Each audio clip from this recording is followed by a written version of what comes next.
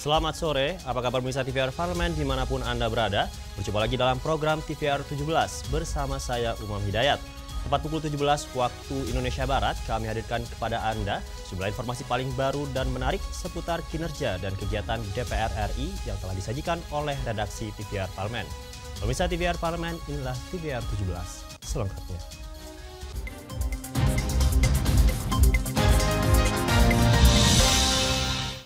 Pemirsa, peringati Hari Kebangkitan Nasional ke-116, Kepala Badan Keahlian Sekjen DPR RI, Innocentius Samsul, menilai pentingnya antisipasi dari pemerintah terkait pembekalan sumber daya manusia Indonesia, kemampuan teknologi digital yang mumpuni di tengah pesatnya perkembangan teknologi digital. Memperingati Hari Kebangkitan Nasional ke-116, Kepala Badan Keahlian Sekjen DPR RI, Innocentius Samsul menilai, di momen kali ini, Indonesia berhadapan dengan pesatnya perkembangan teknologi digital. Pemerintah harus mengantisipasi hal tersebut dengan membekali SDM Indonesia kemampuan teknologi digital yang mumpuni.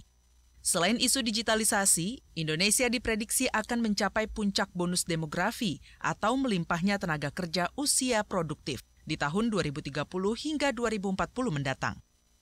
Sensi menilai, limpahan tenaga kerja ini jika dikelola secara optimal dapat menjadi bekal untuk mencapai Indonesia Emas 2045. Untuk itu, kemampuan adaptasi digital tenaga kerja Indonesia menjadi hal substansial, mengingat transformasi digital terjadi di semua aspek kehidupan. Bonus demografi yang dimiliki Indonesia haruslah dikelola dengan kebijaksanaan. Salah satu yang berpeluang menjadi penopangnya adalah adopsi teknologi digital. Dalam aspek bisnis, sosial, dan ekonomi, transformasi digital dapat menciptakan lapangan kerja baru dan mendukung pertumbuhan ekonomi serta meningkatkan produktivitas dan profitabilitas bisnis. Sensi optimis Indonesia akan menjadi negara maju di tahun 2045 karena tingkat penetrasi internetnya mencapai 79,5% dari total populasi warga Indonesia dan potensi ekonomi digital ASEAN diprediksi mencapai $1 triliun Amerika di tahun 2030. Ken Suari, TVR Parlemen melaporkan. Kita beralih ke berita selanjutnya pemirsa. Pada sidang paripurna hari ini, DPR RI komitmen membangun sinergitas membahas kebijakan fiskal RAPBN 2025 di tengah gejolak geopolitik baik di dalam maupun luar negeri. Di tengah gejolak geopolitik baik di dalam maupun di luar negeri, DPR RI berkomitmen membangun sinergitas dalam membahas kebijakan fiskal RAPBN 2025. Hal itu disampaikan Ketua Badan Anggaran DPR RI Said Abdullah usai rapat paripurna DPR RI dengan agenda penyampaian pemerintah terhadap kerangka ekonomi makro serta pokok-pokok kebijakan fiskal RAPBN tahun 2025 atau KEM PPKF. Said mengatakan dalam ketidakpastian perekonomian seperti sekarang, kebijakan fiskal RAPBN 2025 harus disusun secara komprehensif dan hati-hati. Untuk itu, dibutuhkan sinergitas antara DPR dengan pemerintah agar kebijakan fiskal RAPBN 2025 mampu berdampak pada masyarakat. Di antara ketegangan geopolitik yang semakin rintih, infrastruktur dan hilirisasi masih terus bernegosiasi ke arah yang semakin akuratif. Bahwa kemarin dan esok akan tetap bersinergi untuk negeri. Demokrasi, gambaran rakyat yang bersahaja. Sementara itu, Menteri Keuangan Republik Indonesia, Sri Mulyani Indrawati menyampaikan, KEM PPKF 2025 disusun dalam masa transisi. Untuk itu, kebijakan fiskal yang dirancang harus menjadi pondasi yang kuat untuk pembangunan berkelanjutan menuju Indonesia Emas 2045. Dilaksanakan bagi pemerintah dan DPR yang akan datang. Dalam situasi transisi kami terus berkomunikasi sehingga semua hal-hal yang penting tetap bisa diwadahi di dalam KEM PPKF. Kebijakan fiskal dalam hal ini sebagai bagian dari kebijakan makro memiliki peran yang luar biasa penting dan menjadi fondasi yang kuat bagi pembangunan nasional. Dodi Muharam, TVR Parlemen melaporkan. Wakil Ketua Badan Anggaran DPR RI menilai pemerintah overconfidence terkait pengantar kerangka ekonomi makro dan pokok-pokok kebijakan fiskal RAPBN tahun anggaran 2025. Kondisi geopolitik dan disrupsi suplai yang dialami seharusnya menjadi rancangan dan juga tetap realistis. Wakil Ketua Badan Anggaran DPR RI Cucun Ahmad Syamsurijal menilai pemerintah overconfidence terkait pengantar kerangka ekonomi makro dan pokok-pokok kebijakan fiskal RAPBN tahun anggaran 2025. Menurutnya, kondisi geopolitik dan disrupsi suplai yang dialami dunia seharusnya menjadi pertimbangan pemerintah dalam merancang KEM PPKF RAPBN 2025 sehingga tetap realistis. Cucun berpendapat pemerintah mendatang perlu memiliki skema dan format APBN yang penuh kehati-hatian. Mengingat kondisi geopolitik yang menyebabkan terhambatnya suplai bisa saja mengganggu perekonomian nasional bahkan dunia. Paparan Ibu Menteri Keuangan ini, karena pasti ketika ada satu eksiden atau gejolak dalam satu negara yang selama ini mungkin saling mengisi kebutuhan yang sumber daya yang didapatkan dari Rusia yang bisa diekspor ke negara lain, pasti ini akan mengalami disrupsi supply yang berdampak sangat luas untuk semua negara-negara, baik di tataran belahan Eropa maupun kita ke Asia ya. Nah, cuman saya mengkritisi tadi apa yang disampaikan terlalu optimis, terlalu overconfident. Adapun beberapa poin asumsi makroekonomi yang diusulkan sebagai berikut. Pertumbuhan ekonomi 5,1 sampai 5,5%, nilai tukar dolar Rp15.300 sampai Rp16.000, dan tingkat inflasi 1,5 sampai 3,5%. Panji dan Julian, TVR Parlemen, melaporkan. Pemirsa, perubahan cuaca ekstrim akibat fenomena El Nino dan La Nina tercatat telah mengakibatkan 551 bencana, diantaranya 355 bencana banjir, 42 bencana tanah longsor, serta bencana kekeringan. Dan pemirsa, Badan Meteorologi, Klimatologi, dan Geofisika memprediksi cuaca ekstrim seperti hujan lebat dan angin kencang akan masih terus terjadi hingga pertengahan tahun 2024. Informasi selengkapnya saat lagi, tetaplah di TVR 17.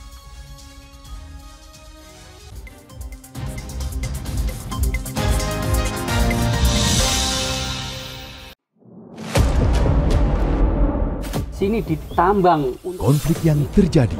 Sini tidak mengizinkan. Masalah yang tersisihkan menjadi kesenjangan sosial. Ya namanya rakyat kecil gak bisa apa-apa, mau komplain juga gak didengar. Sebab apa? Itu menyangkut isi perut kami semua. Bagaimana memutus keterbatasan untuk didengar? Jadi kalau misalnya masyarakat sudah merasa tidak lagi ada yang memperjuangkan aspirasinya, maka masyarakat memang sangat berhak untuk meminta dewan yang mewakili mereka di parlemen. Kami menyusuri batas-batas peristiwa, mengurai berbagai polemik yang terjadi, meluruhkan suara-suara marginal, menjadi nyata dalam setiap aspirasi, melaksanakan tugasnya sebagai wakil rakyat. Saksikan Aksi Dewan setiap hari Senin dan Rabu pukul 10.30 waktu Indonesia Barat, hanya di TVR Parlemen.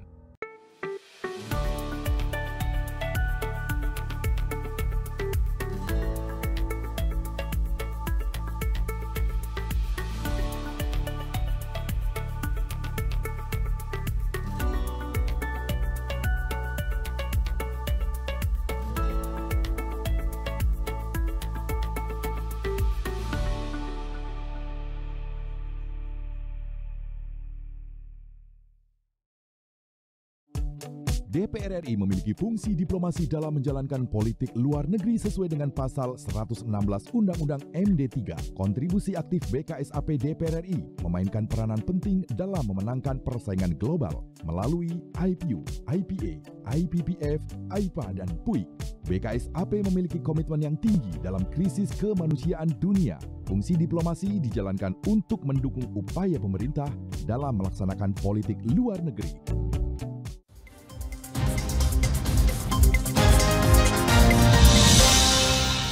Pemirsa, Anda kembali di TVR 17. Terkait penanganan bencana, wewenang Badan Nasional Penanggulangan Bencana dinilai belum optimal dan belum berorientasi pada mitigasi bencana, melainkan hanya sebagai responder terhadap terjadinya bencana. DPR RI mendesak pemerintah gerak cepat siapkan infrastruktur berbasis mitigasi bencana. Saksikan liputan mendalam yang telah dirangkum oleh tim redaksi TVR Parlemen dalam segmen editorial Parlemen. Berikut ini.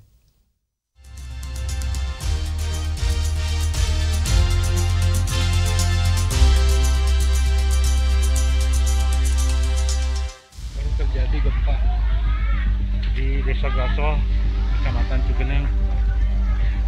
Warga masyarakat panik.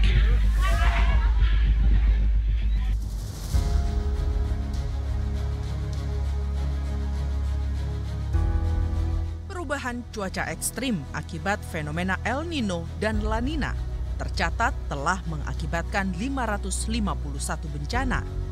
Di antaranya 355 bencana banjir, 42 bencana tanah longsor, serta bencana kekeringan.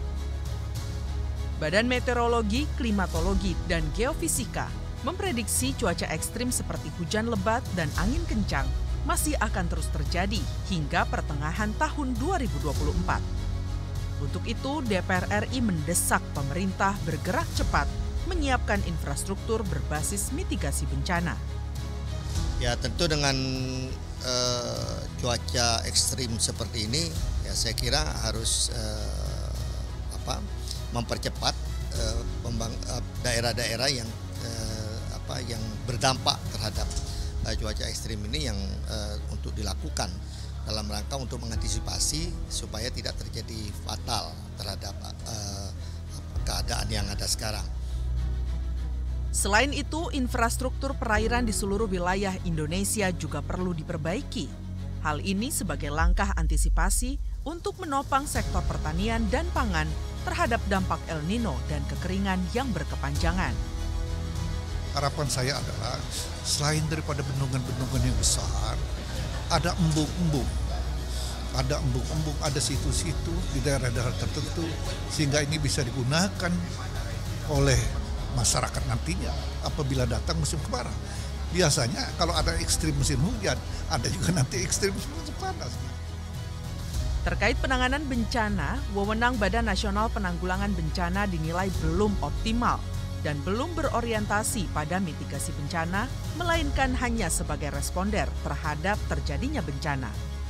Faktor ini menyebabkan keterbatasan ruang gerak BNPB untuk mengambil langkah antisipatif terhadap terjadinya bencana alam di daerah. Pengelolaan dana siap pakai yang hanya bisa digunakan pada status keadaan darurat bencana menyebabkan lemahnya sistem peringatan dini di Indonesia. DPR RI mendorong koordinasi yang lebih intensif antara pemerintah pusat dan pemerintah daerah dalam hal penanganan bencana. Selain itu, diperlukan regulasi yang tepat agar pemerintah pusat dan daerah bisa memiliki tanggung jawab yang sama dalam mengalokasikan dana pencegahan dan penanganan bencana. Bisa membeli alat baru kalau penggunaannya melalui dana siap pakai. Dan dana siap pakai itu penggunaannya tergantung dari terjadinya bencana. Dan saya kira inilah yang saya kira akan makin sulit bagi BNPB untuk bisa salah satunya juga membantu daerah ya dalam menyediakan infrastruktur kebencanaan kita gitu. Ya, saya katakan bahwa pola komunikasi kita tidak terlalu bagus, tidak solid. Semua bersifat reaktif, tidak proaktif. Semua kadang-kadang merasa itu bagiannya BNPB, itu bagiannya Kemensos, itu bagiannya Pemda, itu tidak bisa dilakukan seperti itu. Karena penanganan banjir misalnya atau bencana secara keseluruhan itu melibatkan hampir semua yang berkepentingan. Butuh komitmen politik dan kepemimpinan yang solid dari tingkat pusat hingga daerah untuk mewujudkan penanganan bencana yang cepat serta menghentikan kerusakan lingkungan. Untuk itu, BNPB harus diperkuat dengan payung hukum yang komprehensif, anggaran yang cukup, serta sumber daya yang baik. Namun yang tidak kalah penting adalah literasi kebencanaan. Masyarakat yang tangguh menghadapi bencana memang harus dipersiapkan. Akan tetapi, literasi kebencanaan justru sangat diperlukan di antara pejabat pemerintahan serta pembuat undang-undang. Pasalnya, kelompok inilah yang akan merumuskan kebijakan, membuat prioritas dalam perencanaan, dan menyiapkan anggaran untuk penanganan bencana. Tim redaksi TVR Parlemen melaporkan.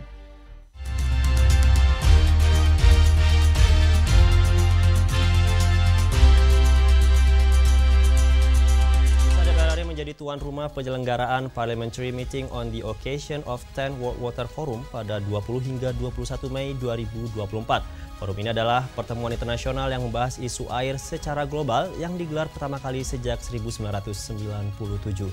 Informasi selengkapnya akan kami berikan usai jeda berikut. Untuk itu tetaplah bersama kami di TVR 17.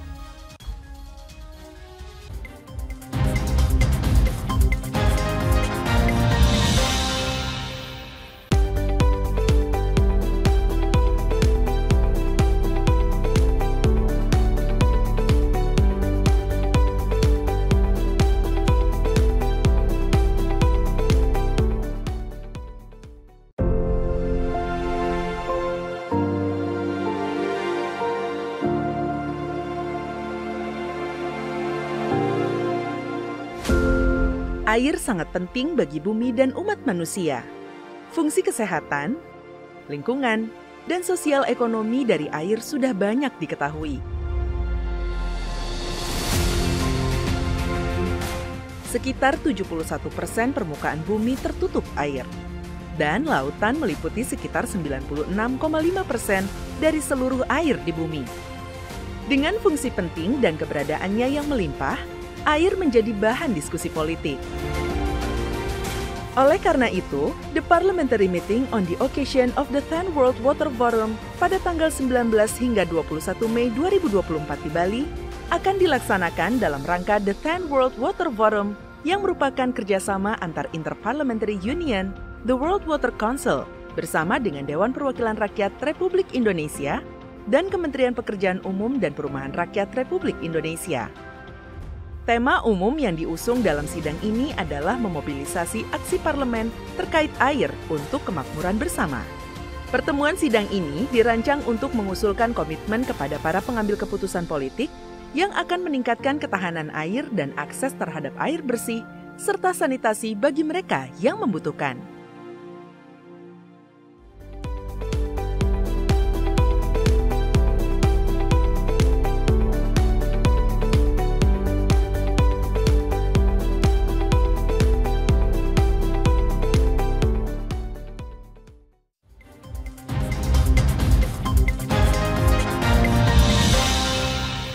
Pemirsa, Anda kembali di TVR 17. Ketua DPR RI Dr. Honoris Causa Puan Maharani telah membuka Parliamentary Meeting on the occasion of 10 World Water Forum pada 20 hingga 21 Mei 2024 di Nusa Dua Bali.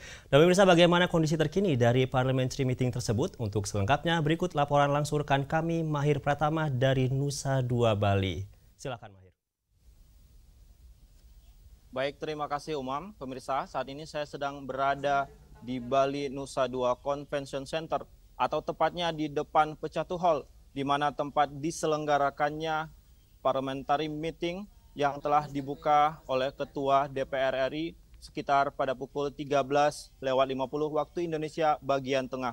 Dan pemirsa, dapat kami sampaikan kepada Anda selain dihadiri oleh Ketua DPR RI, Parliamentary Meeting ini juga dihadiri oleh Ketua BKSAP DPR RI dan Presiden World Water Council. Sekaligus ada juga pemirsa, ada sekitar 49 negara delegasi parlemen yang turut hadir dan 7 anggota atau juga organisasi regional maupun internasional seperti AIPA, IPU maupun United Nations yang hadir di Parliamentary Meeting pada kali ini. Dan pemirsa, dapat kami informasikan bahwa dalam pembukaan Parliamentary Meeting tadi, Ketua DPR RI Dr.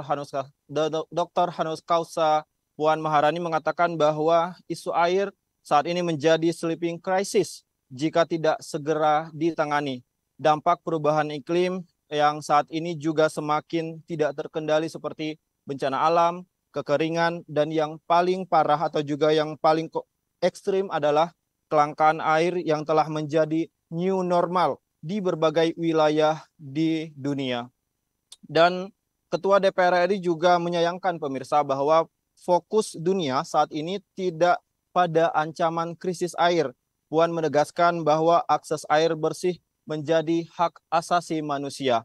Dan dalam parliamentary meeting kali ini, Puan juga mengatakan bahwa ini menjadi kesempatan berharga bagi parlemen untuk berkontribusi, memperkuat komitmen, menghasilkan langkah konkret untuk pemenuhan akses air yang bersih. Dan Puan mengajak seluruh parlemen dunia untuk merumuskan langkah strategis untuk memastikan ketersediaan, keterjangkauan, dan juga aksesibilitas air untuk semua. Dan kami juga informasikan kepada Anda pemirsa, setelah adanya opening session atau juga pembukaan dari parliamentary meeting ini, ada juga diskusi panel yang telah dilakukan, yaitu diskusi panel yang pertama terkait dengan akses air bersih dan sanitasi global. Dalam sesi ini pemirsa, digambarkan atau juga memberikan gambaran mengenai status akses universal terhadap air bersih dan sanitasi yang dapat mendorong pembangunan yang berkelanjutan. Dan pada sesi panel yang kedua, yang baru saja pemirsa berakhir sekitar 30 menit yang lalu, ini mengangkat topik terkait dengan kolaborasi dengan masyarakat untuk memastikan pemerataan akses terhadap air melalui tata kelola air. Dan sesi ini menghadirkan pemirsa dialog antara anggota parlemen, inovator, serta masyarakat untuk berbagi wawasan terkait dengan keterlibatan masyarakat yang efektif dan peran legislatif untuk mengatasi kesenjangan dalam akses terhadap air bersih dan pengelolaan air. Dan kami informasikan pemirsa bahwa sekitar pada pukul 18 waktu Indonesia bagian tengah, Ketua DPR RI melakukan welcome dinner di kawasan Nusa Dua Bali. Dan nanti besok pemirsa akan dilanjutkan dengan diskusi panel yang ketiga dan diskusi panel yang keempat.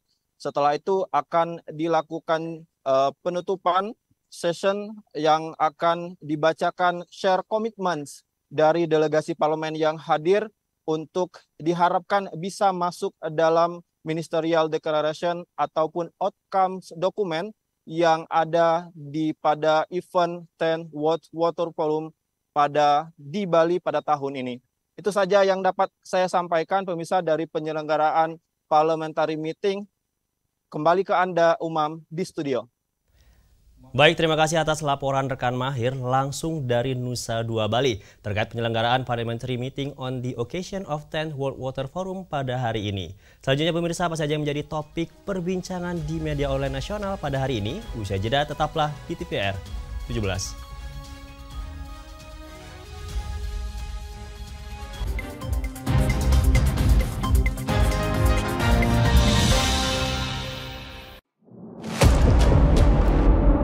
Sini ditambang. Konflik yang terjadi.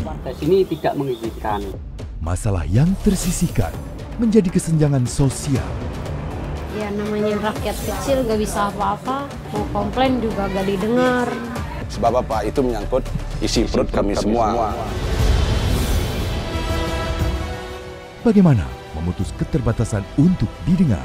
Jadi kalau misalnya masyarakat sudah merasa tidak lagi ada yang memperjuangkan aspirasinya, maka masyarakat memang sangat berhak untuk meminta dewan yang mewakili mereka di parlemen.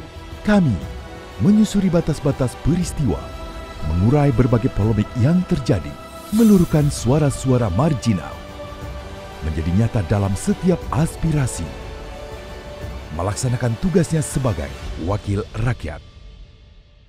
Saksikan Aksi Dewan setiap hari Senin dan Rabu pukul 10.30 waktu Indonesia Barat hanya di TVR Parlemen. DPR RI memiliki fungsi diplomasi dalam menjalankan politik luar negeri sesuai dengan pasal 116 Undang-Undang MD3. Kontribusi aktif BKSAP DPR RI memainkan peranan penting dalam memenangkan persaingan global melalui IPU, IPA, IPPF, AIPA, dan PUIK. BKSAP memiliki komitmen yang tinggi dalam krisis kemanusiaan dunia. Fungsi diplomasi dijalankan untuk mendukung upaya pemerintah dalam melaksanakan politik luar negeri.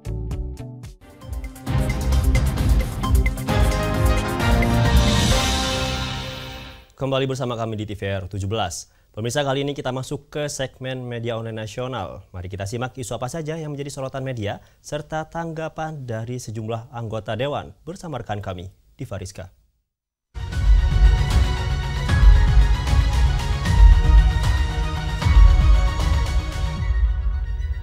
Halo, selamat sore. Apa kabar pemirsa TVR Parlemen?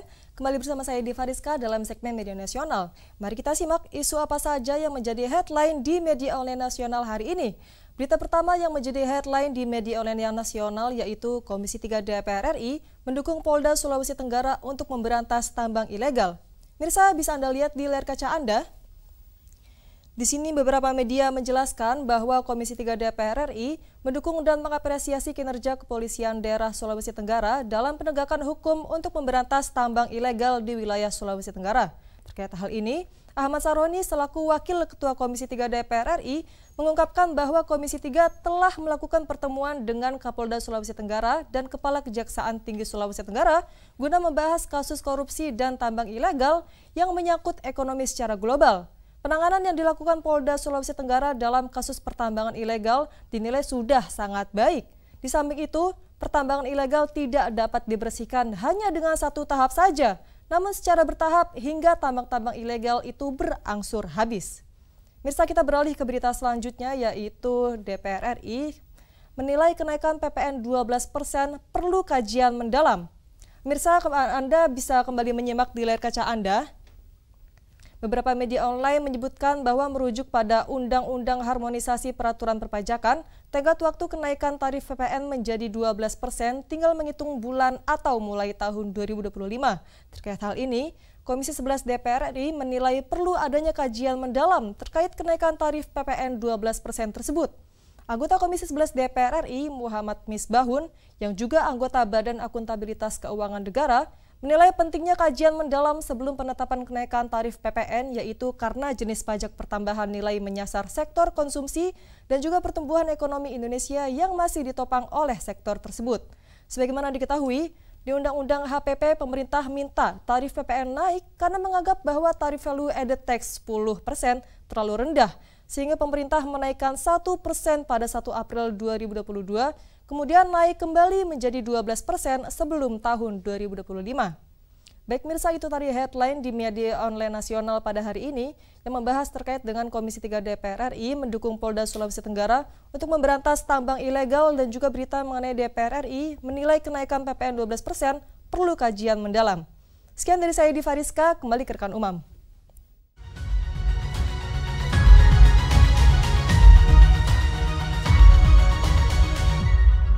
Baik, terima kasih rekan Diva yang telah menyampaikan sejumlah update sorotan dari media online nasional pada hari ini.